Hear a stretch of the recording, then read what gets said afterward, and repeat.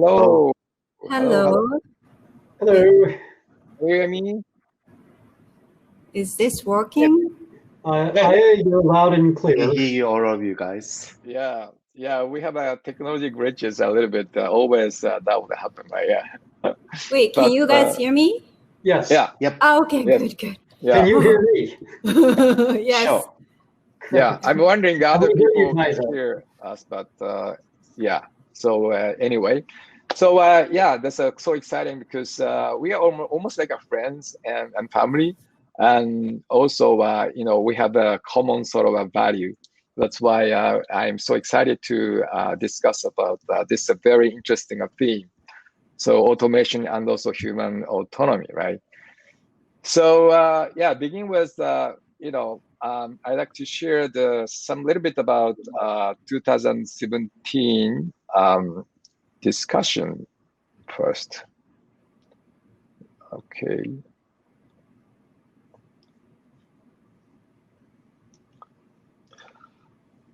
It's a little bit small, so I'm not so sure you guys can see or read. I'm need a senior glass these days, though.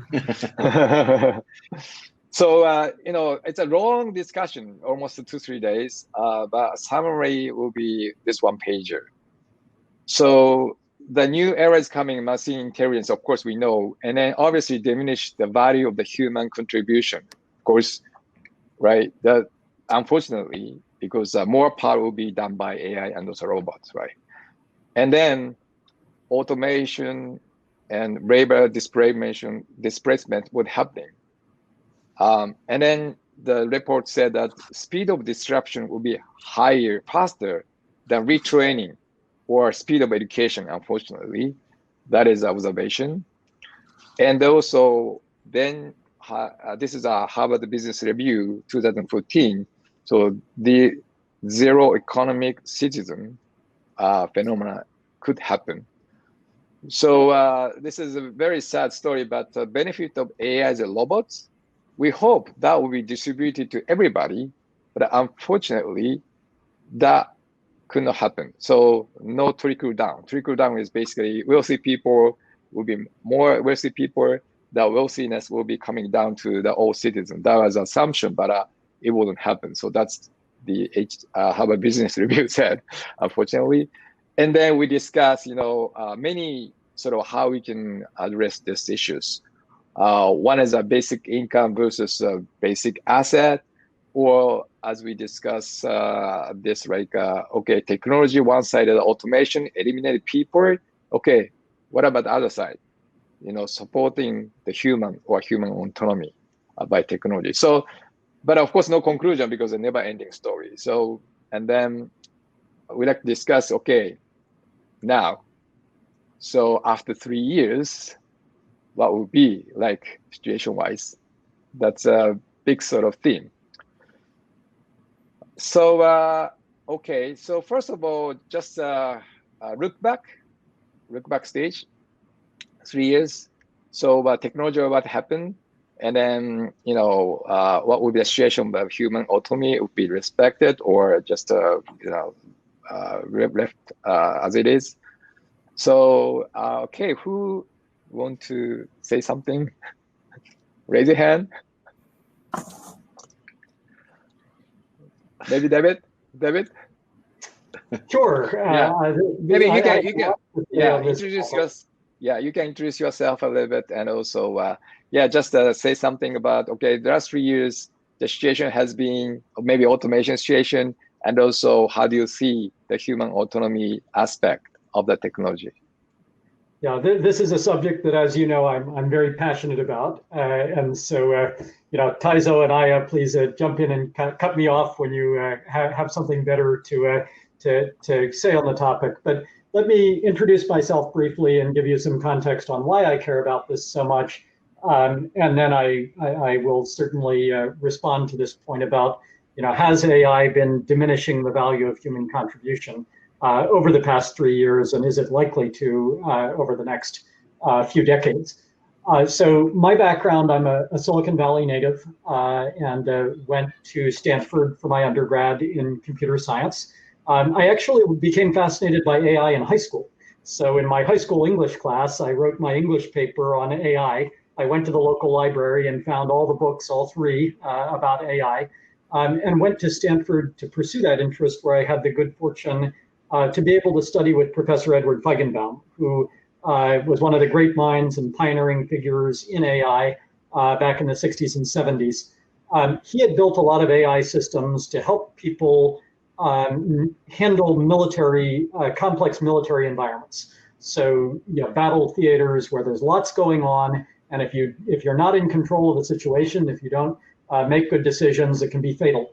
And I thought that was fascinating, but I was interested in whether we could take some of those same ideas and apply them to other aspects of our life outside of military conflict. At the time, computation was so expensive that all you could use it for was military applications. But now, or it seemed to me at the time, that there was a possibility, business situations are very complex. Our personal lives are very complex. What if we could take these ideas of data fusion AI and use them to help people be smart in complex, challenging situations in their own lives? And so in pursuit of that dream, I went to the Boston Consulting Group for a couple of years, in Tokyo, in San Francisco. Then I went to Harvard to a joint PhD program at the Harvard Business School at Harvard Computer Science. And I focused on how we can integrate humans and computers more effectively in my PhD research. And I was inspired by work done by a Harvard Business School professor, Shoshana Zuboff, back in the early 80s and late 70s, who found that we can really use AI and software in two ways. We can use it to automate people out of the equation. And Atsushi, I think when you're talking about the potential for diminished value of human contribution and robots taking over, and people don't have anything to do anymore, we're just observed by the AI. That is that vision of sort of top-down AI that really reduces humans to cogs in the machine. But she had another vision for software, which was augmentation, or what I think we describe as preserving human autonomy and having the AI be complementary. And that was the vision that I wanted to pursue. And so coming out of my PhD program, I founded a company called ModuleQ. I won't go into detail just now on what ModuleQ does, but we are focused on giving people the right information at the right time so that they can be smarter and achieve more. And so my view is that actually 3 years ago, I think there was a very pessimistic view of AI. And I think that senior executives were looking at AI and they were saying, gee, we're just going to automate everything. What are we going to need people for? Now, 3 years later, I think people are beginning to recognize that although AI is very powerful for certain tasks and certain classes of problems, the capabilities of AI and the capabilities of people are different. And because they're different, that means that if you can have them doing the right things, it's actually a form of division of labor.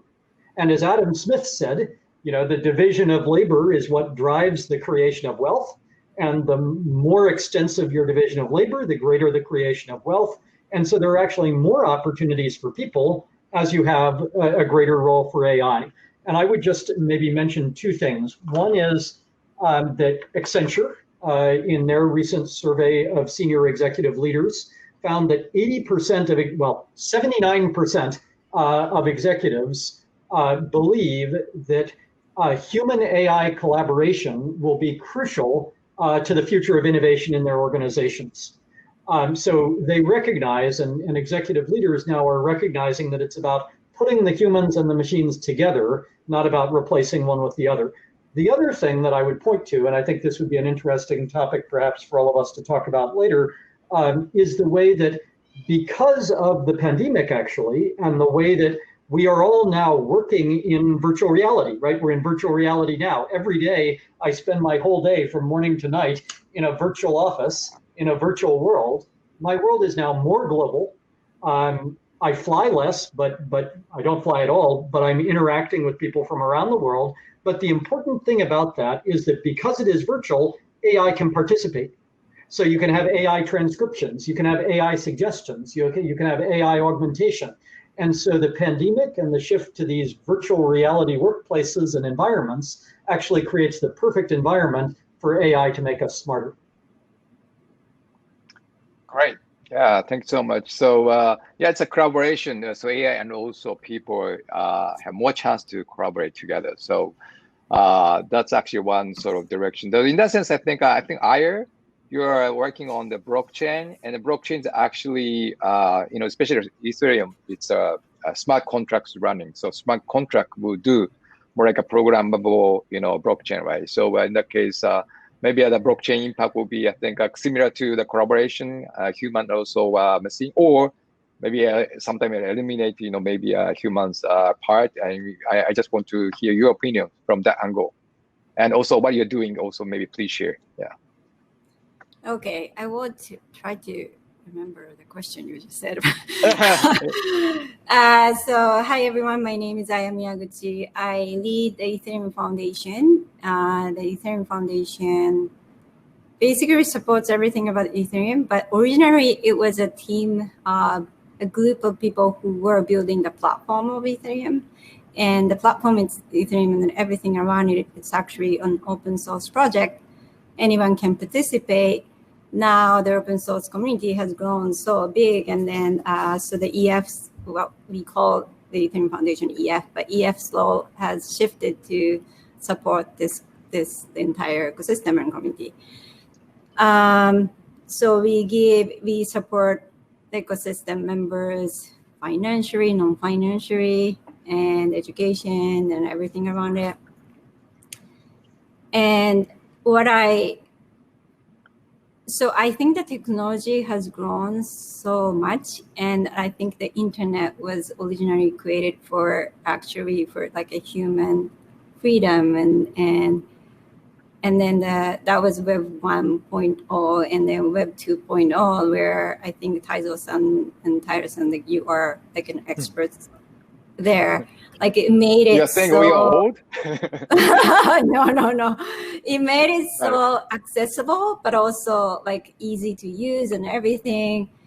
At the same time, somehow the original intention and also the control by each individual has somehow lost to some extent, or like to huge extent. And so that's what we're trying to do with blockchain, or especially with public Ethereum blockchain, is to sort of like bring that one is distributing the power, but also bringing the power and control back to each person, and also like encouraging everyone to participate in the system, that you can also be part of the system, but also like you can verify the transactions, or you can view like what is happening like behind this transaction you're trying to make. So that's basically what blockchain or like Ethereum is trying to do. And then you can build any applications.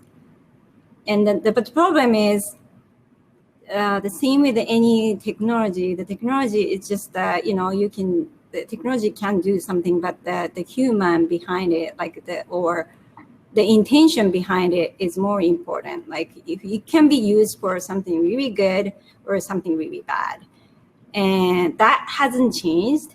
And because of that, like how you connect the original person, like each person's intention and the technology is very important. And that's what you can do with Ethereum, with also smart contract too. And that's where we see the potential.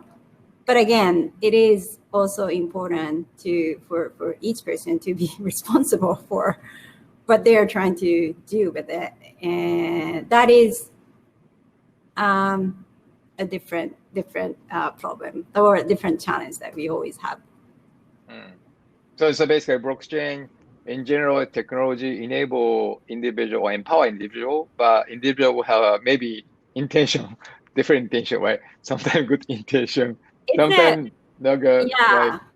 It is an infrastructure. So if you think about the public infrastructure, normally government provides, and there are lawyers, there are like auditors, there are like construction people, or those people, like you coordinate this, and then you basically program these coordinations and also work itself with blockchain or with Ethereum. That's what you do, and then build a solution as an application. But again, like it's how you program it is really totally up to you. And I hope like we encourage people to, you know, like you use it in the right way, or for the world that we hope to the world to be. Yeah, but it is an infrastructure that you can use it for. At least this is providing a power for everyone to be part of the infrastructure. Normally you let government to build. Yeah. Yeah. So there are hope and also possibility of the good for the humans. And so AIs and blockchain, and well, that's kind of foundation of the next generation. But talking about next generation foundation, so Taizo-san, you're passionate about the learning space, right? And then I know you wrote a blog. Okay, human autonomy is very important for learning, especially for kids, right? So slightly different angle, but you can talk about that, you know, the direction. Yeah. Why human autonomy is important for learning. Yeah. Yes. At the virtual Open City one, I shared the interesting word that the COVID-19 is the minimal viable catastrophe. Right? So, and everybody have recognized that this is, so we have to shift to the new normal. Oh, even though what is anyway, we have to shift to the new one.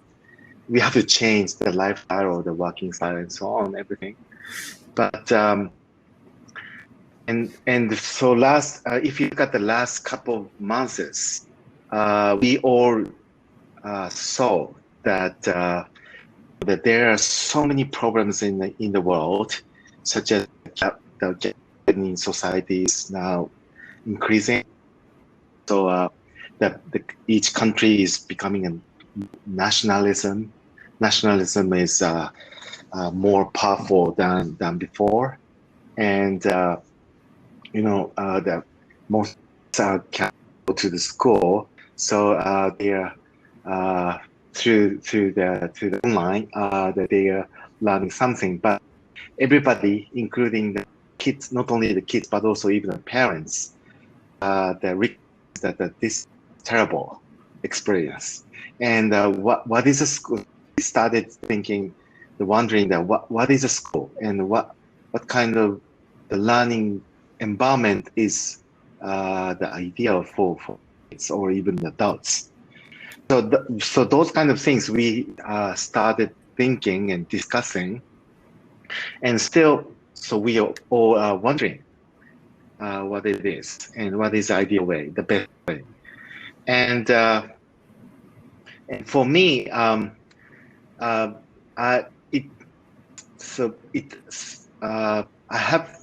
came to know more than before that, so you know, that capitalism, so digital capitalism, is the very, very powerful, and it penetrates to our deeper mind, that we are affected to digital capitalism.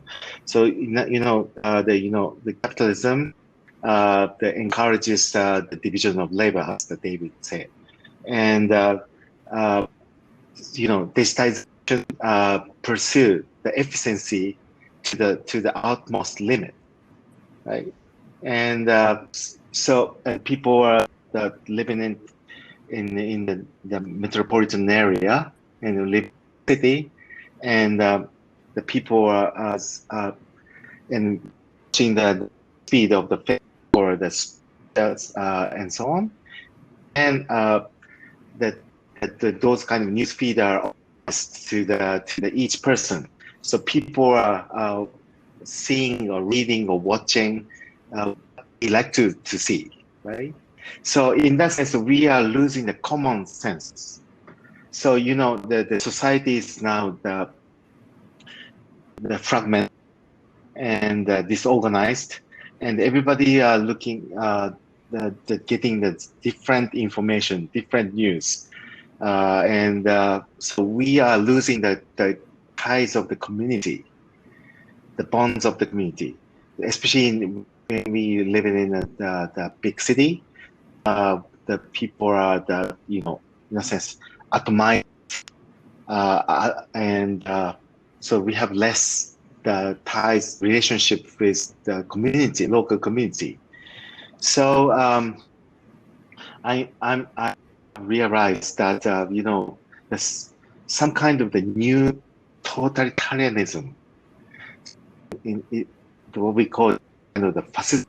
Of course, we can't see any the specific charismatic, like the charismatic leader like Hitler or Nazis, but you know, we are now affected by the big the digital the company like Google, Amazon, Facebook, Apple, and so on, and we are sharing the same value simultaneously, and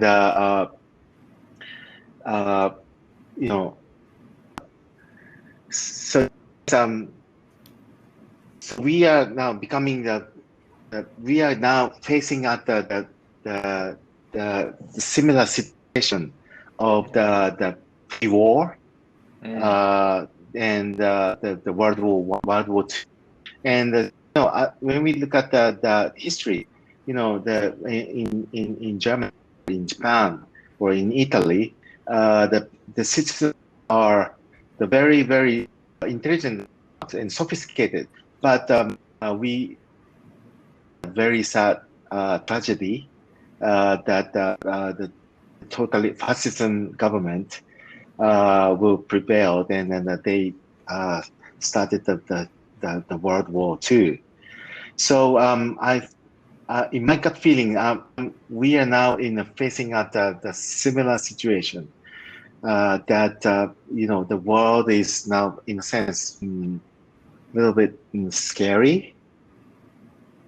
So in that sense, I think we should definitely look for instead of watching the bad scenario, but we should definitely pursue the good scenarios. So that's why I started talking about human autonomy. So it leads to the true democratization. So that's what I'm thinking. I'm sorry, I can't tell nicely, but yeah, I hope that it makes sense to all of you guys. Yeah, and then also you mentioned that the human autonomy will be important for learning, right? So kids education. Yeah. So yeah. So always future. The kids will make a future. So instead of the giving the bad effects to them, we should provide a good environment for the kids. So that's why yeah, I'm very passionate about updating the education system, and so that we can create the good environment for the kids. Yeah, I see. So yeah, so Dave, any opinion on the? Yeah, I have a question, Atsushi, if that's okay. Yeah. Okay. Could I ask a question? Yeah, please. Yeah, that's our intention. Thank you. And it's sort of interesting because I feel like you know, we have all three sort of we have the whole spectrum here. I'm the optimist. You know, I'm seeing AI as being incredibly exciting here and taking us in a very positive direction. I think AI is right in the middle. You know, people can use it for good or evil, and Taizo, I hope your predictions are not right. I won't debate them. I'm always reasonably skeptical. Yeah. About. They're reasonable. I hope they're wrong. But I have a question for you, Taizo, which is one of the things that since perhaps the first time that I met you, you've talked about is how you envision a world where people can work from anywhere, they can work with anyone, they can bring their unique talents to where they're needed. And it seems like in some ways, maybe part of the difference between the world now and the world, say, in the 1920s, is that it used to be that, you know, physical goods moved around internationally, but we only connected in our own local communities. And in many ways, you know, the pandemic has made it very clear to me I don't have any connections to my local community. I hardly even see my next door neighbor, but I'm constantly connected to the global community. I start the day talking with people in London, then I talk with people on the East Coast, on the West Coast, and I end the day talking with people in Singapore and then Saudi Arabia. And so I'm curious if the connectivity and the way that, and I think blockchain may play a role in our ability to coordinate these interactions and these collaborations globally. Do you think that the way that normal people are much more connected globally and are working together collaboratively might be a check on the tendencies of nationalism and even fascism? Yeah, that's a very good point, I think. So that's the complete difference between the 1920s and today. So I strongly hope that we can have the new common sense or new democracy or the new globalism, which doesn't mean that the global economy, but as the world citizen, we share the good values internationally. So that will, I hope that will be the new democracy for us to fight against the evil nationalism or the fascism and so on. And it's an amazing, great technology, I believe, of course. But the technology, so you can take advantage of that technology. So it usually easily the monarchy government can they take advantage of that power to control or manage the citizens, or monitor the citizens, like China, and so scoring and so on. But on the other hand, as you are pursuing that direction, that the AI is a great technology to empower individuals, enhance our individual power to create the good things. So I believe that we should definitely utilize that power to create a good policy or empowering the individuals. So that's what I'm thinking. That's very interesting. Digitally powered democracy. So what do you think? Because Ethereum sounds like played a good important role for that digitally powered democracy. How do you think about that angle? I think something like common goods. Normally, like back in those days, like you have to expect governments to provide that, right? And then there were a lot of problems with it, like unless the government is really right. Or now, not that governments can also be part of it, but you can basically create like a global common goods together, and blockchain can definitely help with that. And then including like who to govern, who wants to use it, but who to participate in the governance, and who to verify and everything. That's something like that this technology is providing, something very new. Like it's not just only for public common goods, but I do think I personally am very passionate, and then also feel, see potential and hoping. That's like my optimistic side for especially Ethereum public blockchain, because these, the team is building something very hard. If you want to make it public, meaning like a giving power to everyone, that's not an easy job technically. But like at least the technical side of the team, they don't compromise on that, because that's it. That's the goal. And so hopefully this will create like a new image. During this COVID time, like we always had to think about, now you can't even travel like with your passport and your citizenship and everything. The governments, like we like, I think even if you're not in the blockchain industry, like I think everyone had to think about this, like the power you have, like you can't even travel where you want to go. And I'm not saying that blockchain can let you, but can definitely help solve these problems that having these governments have. Or now we definitely need to, there's like a huge gap between how we live our life and the systems, that the old systems, you still need your passport and you still need to prove where you are by providing your banking information or something like that. And there is a huge gap between like how we live and the systems work.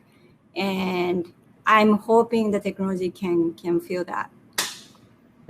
Yeah, it's another positive side of technology. So digitally empower democracy and also empower individuals. So, and David, so then in conjunction with AI, with that, for example, blockchain, what do you think? It's maybe could be powerful, but someone said, combining AI and also blockchain could be, I think, becoming dystopia, like Big Brother. But as I mentioned, on the other hand, blockchain will empower individual to realize maybe digitally powered democracy. So, what do you think is a combination of AI and also all those ideas and blockchain idea?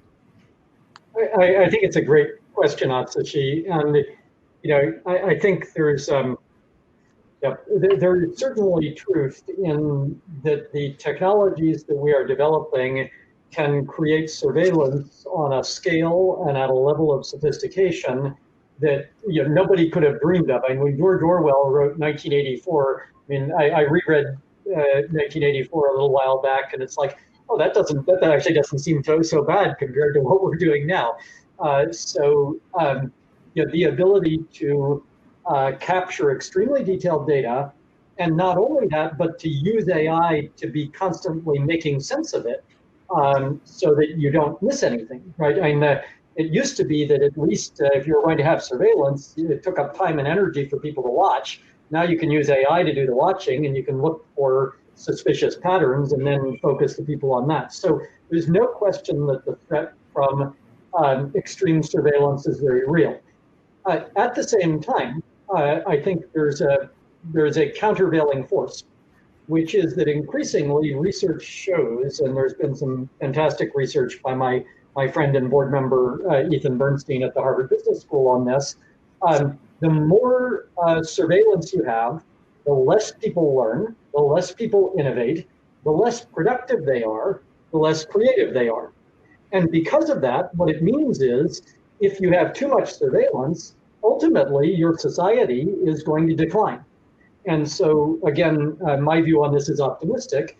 I think ultimately it's the societies that choose to manage the balance between personal space and surveillance and so forth, that protect privacy and personal space, that will ultimately be successful. And so I think you might see a replay of what we saw with the United States and the Soviet Union with central planning, same sort of thing, that going forward, the societies that protect privacy will also be the ones that are more innovative and that grow.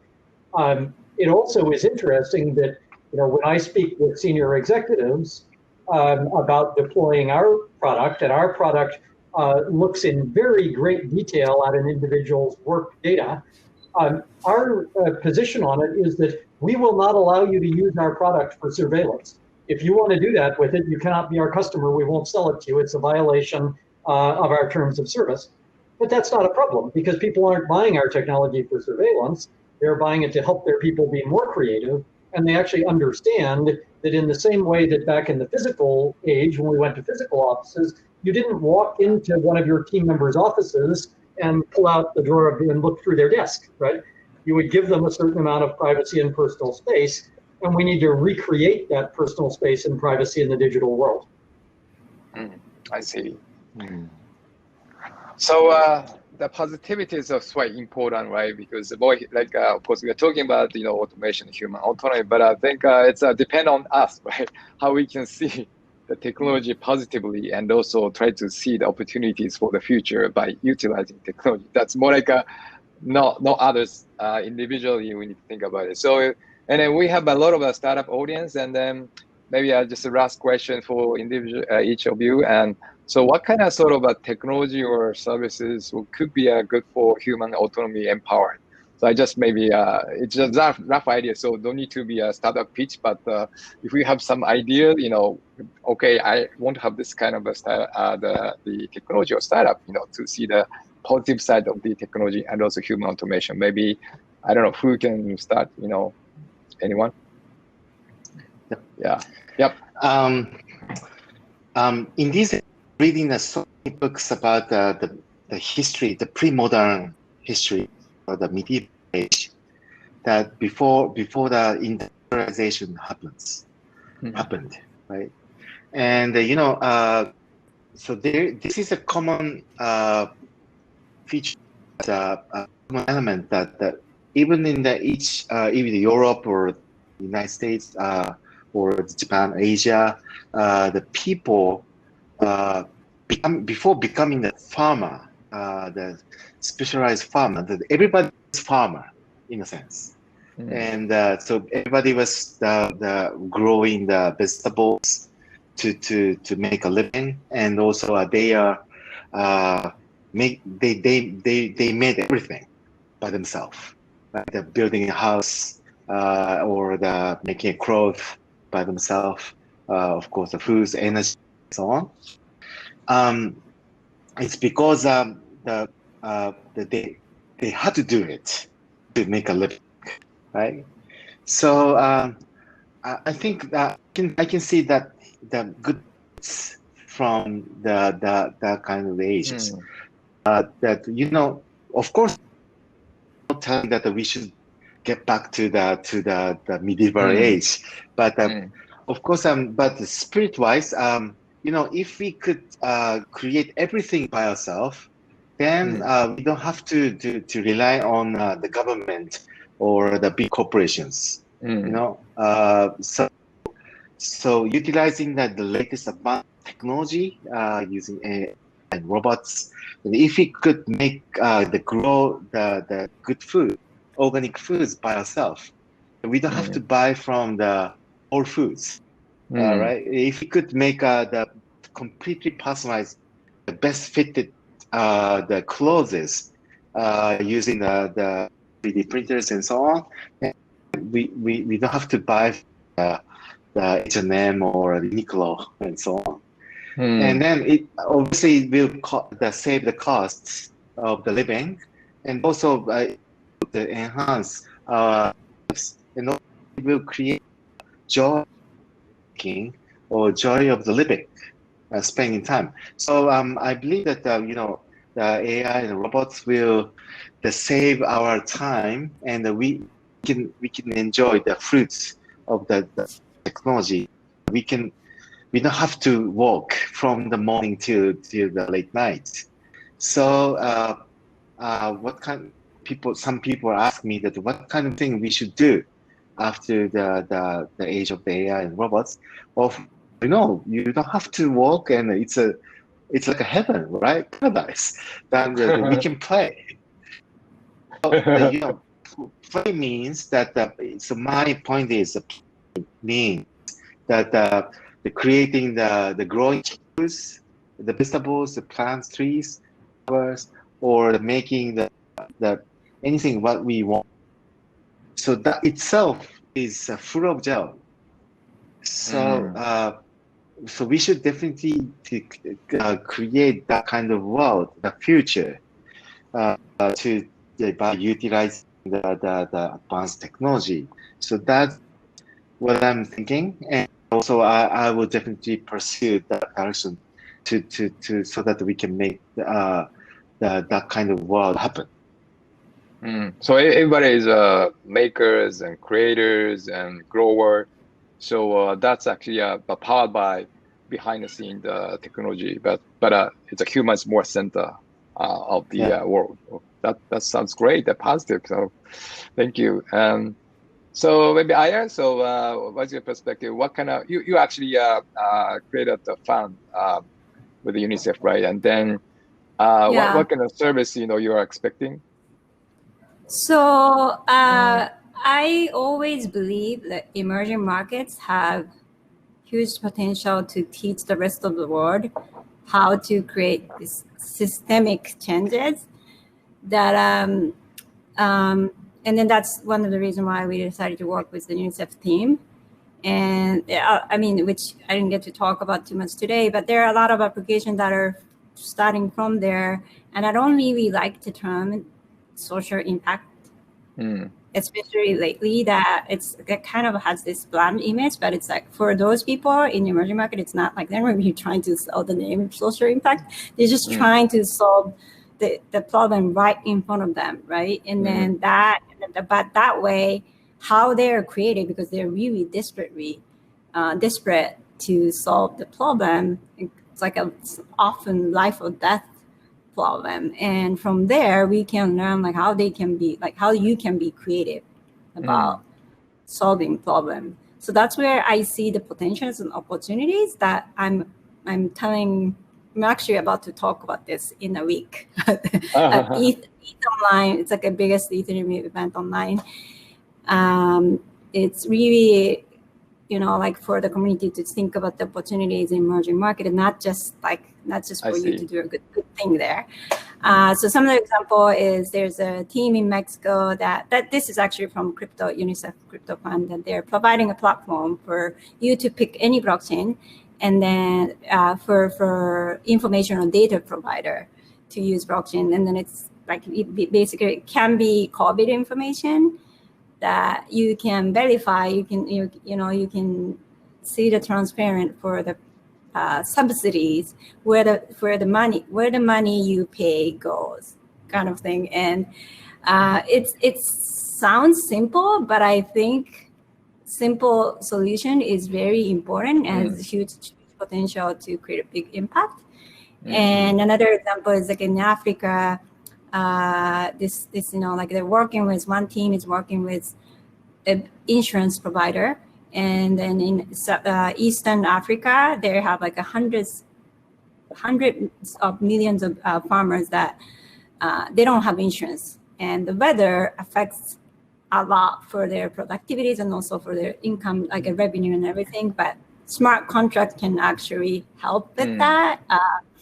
Working with the weather index, and you can put that for you to get paid based on the policy. But normally this would require a lot of lawyers, a lot of regulation costs and everything. It's actually disrupting things that way because they are desperate.